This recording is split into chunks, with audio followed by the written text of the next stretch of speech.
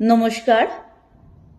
আজকে যে কবিতাটি আপনাদের সামনে আমি কাব্যরূপে পাঠ করতে চলেছি সেই কবিতাটি আমাকে পাঠিয়েছেন শ্রীযুক্ত অম্বরীশ সেন।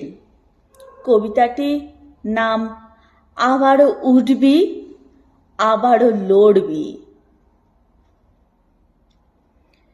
দুর্বল তোর চিত্ত কেন তব, যেথায় দুর্বল তুই নোসরে। শূন্য হয়ে তুই শূন্য নয় তবু, দুর্বল কেন তুই হোসরে।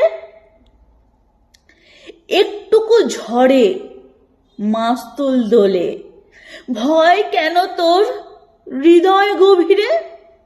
জীবন যুদ্ধে পড়বি ভাঙবি, আবারও উঠবি আবারও লড়বি।